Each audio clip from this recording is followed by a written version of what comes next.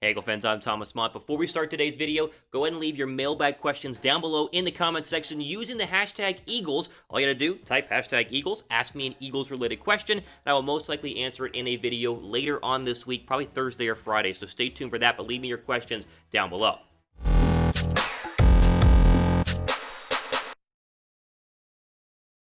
All right, breaking news here inside the world of the Philadelphia Eagles on Philadelphia Eagles Now. I'm your host, Thomas Mott. We're going to break down all the latest Eagles news and rumors, and of course start with the big breaking news that just happened just a couple of minutes ago. The Eagles have signed Jason Peters to be a right guard, not a left tackle. More on that here in a second. Let's go back to the beginning of this week. Sunday afternoon, we had a report and a tweet from Brian Baldinger from the NFL Network who said, big news is coming back for the Eagles this week. They're going to make a deal. I'm hearing some whispers, and everybody, including myself, was thinking, okay, maybe Jadeveon Clowney. Ooh, this could be Jamal Adams. This could be Yannick Ngakoue. Could be a running back. It could be Raheem Mostert. We all went skill player, defensive skill player. That is where our minds went. Again, including myself. I tweeted about this, and it turns out it was none of it.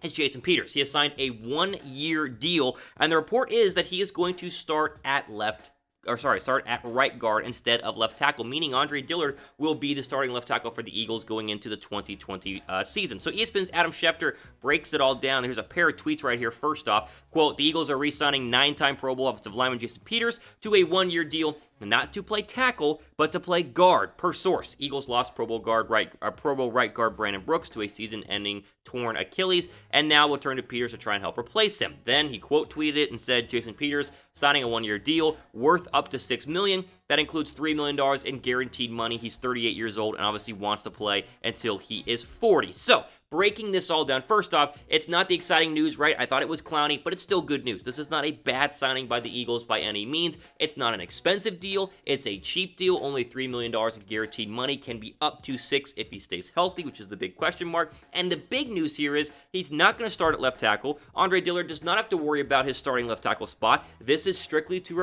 replace the injured right guard Brandon Brooks, which will mean Jason Peters will slide over to a new position on the offensive line for the first time in his entire career. Now, the Eagles, of course, put out a bunch of tweets welcoming Jason Peters back for his 17th NFL season as the bodyguard, will now be the right guard for Philadelphia, and Lane Johnson, who of course presumably has been the heir apparent to the best tackle on the Eagles ever since Jason Peters was let go, posted a great picture on his Twitter, welcome back, with the hands up in the air, and of course showing the Super Bowl run out next to Nick Foles there as he held up Jason Peters' jersey as they ran out onto the football field after he had suffered a season-ending injury against Washington earlier on that season. So again, Peters comes in, 17 years, 9 Pro Bowls. We know how great he has been and was good last year. The question is, can he stay healthy and can he give you more than 10-plus games, because he's not been able to do that over the past couple of seasons. The Eagles' offensive line depth chart now, it shifts a little bit. Dillard and Seumalo will hold down the left side. Kelsey will be the center. And then, of course, the right guard will now be Jason Peters, and the right tackle will be Lane Johnson. Now, even though Schefter says this is supposed to be Peters going over to right guard to fill the Brandon Brooks hole, it does not mean if Andre Dillard stinks that Peters can't move over to the left tackle spot. So not only do you fill a hole in a need at right guard, but you add a little bit of depth in terms of, protection in case Andre Dillard does not turn out to be the first-round caliber player that everyone in Philadelphia is hoping, including myself, he would eventually become. So, again, is this the exciting breaking news that we really wanted the Eagles to do this week? Is this Jadeveon Clowney? Is this, Yannick Ngakoue? Is it Logan Ryan? Is it Jamal Adams? No, that's a little bit disappointing. We probably all spoiled ourselves by getting our hopes up a little bit too much, but it's still a good signing. He's obviously a big-time player, a big-time leader, and a big-time locker room presence. This is only a positive move for Philadelphia, and hopefully, if he can play right guard, will really shore up what is a massive hole and a massive loss there by Brandon Brooks. Give me your one-word reaction to the Jason Peters signing. Let me know what that is down below in the comment section right now. Okay, moving on to other news here. There have been a lot of people tweeting different things in terms of who could be a Philadelphia Eagle, who could be signed, and Everson Griffen, someone we talked about a long time ago here on Philadelphia Eagles Now, is apparently coming out of the woodworks and trying to get signed by the Eagles. Could he be another move Philadelphia is looking at? Well, first off, Griffen is coming off of a Pro Bowl season. Even at 32 years old, he was a Pro Bowler for the Vikings last year. And even though he was fantastic, the Vikings did not want to re-sign him, and he remains unsigned despite the fact he would be cheaper really by a lot, than Jadeveon Clowney. Now, he recently liked a tweet that to me really tells that he wants to go to Philadelphia. Before I show you that though, we have a fantastic deal right now at chatsports.com/WinceMax on a Carson Wentz mask that is so popular, it's back ordered right now, but if you go ahead and buy one, you'll be put to the list and get one as soon as they become available. Chatsports.com/WinceMask has them. They look absolutely fantastic. Show your support for what I think is a top 5 quarterback in the National Football League. You go and pick it up. Link is down below in the description box. Stay safe and look good. Repping the Eagles and repping Carson Wentz there as well. Chatsports.com/WinceMax has that one for you right now.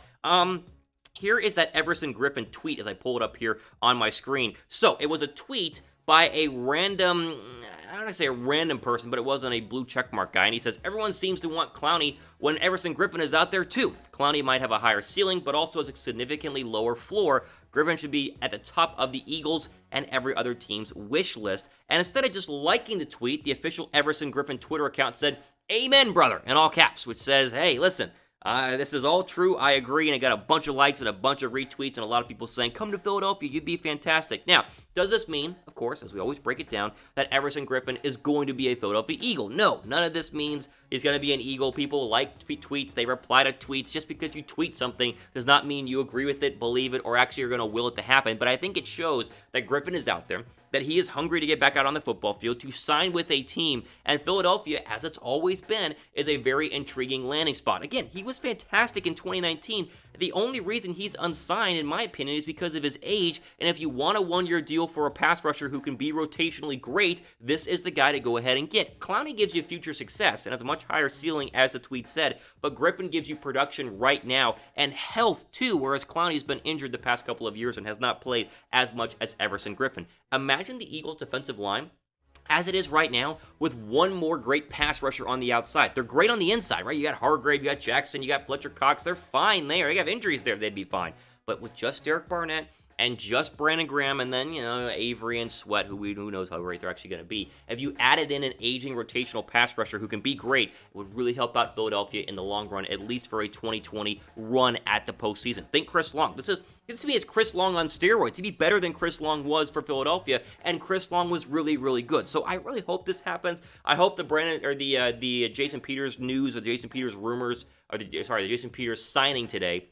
It's not the only thing Philadelphia does. They don't have a lot of money, but they could sure as heck throw money at Everson Griffen on a one-year contract to have him come into Philadelphia and prove that he still has what it takes, as he, of course, did in 2019. Now, if you want Clowney more than Griffen, let me know. Pick one here. If you could sign one of these free agent pass rushers, who would you rather have? Type C down below for Clowney. Type G down below for Griffen in the comments section.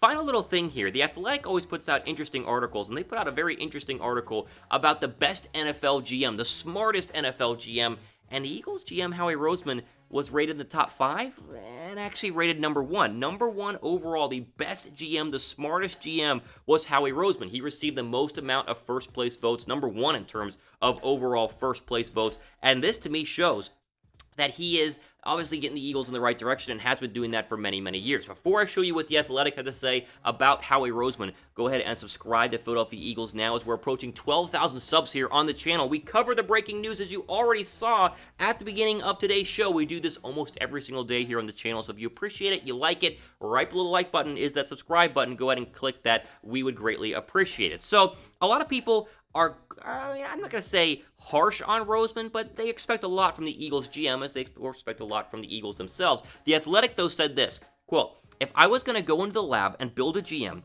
it's a guy that can deal with the media, a guy that knows personnel, and a guy that knows money. Those are the 3 things. Howie Roseman is a guy who I think is very good with the media, from what I can tell. I know he knows the money game very well." And he went on to say that he is fantastic at finding the right players and signing the right players in free agency. And even this year, his off-season additions have been impressive. Darius Slay, Javon Hargrave, Nicole Robbie-Coleman, Jatavius Brown, Will Parks, Marquise Goodwin. They've made a lot of moves in free agencies and the trade. The one spot you could knock Howie Roseman, of course, is the draft. He struggled at drafting, the right players, but is that Howie Roseman's fault? Is that someone else's fault? Who really knows? But he's at least done well in free agency. I mean, heck, he can talk about trading for Jason Peters, letting him go because you don't want to pay him that much money, and eventually re-signing him for less to fill a need at right guard. Just today it proves how great Howie Roseman has been. Is he the best GM in the National Football League?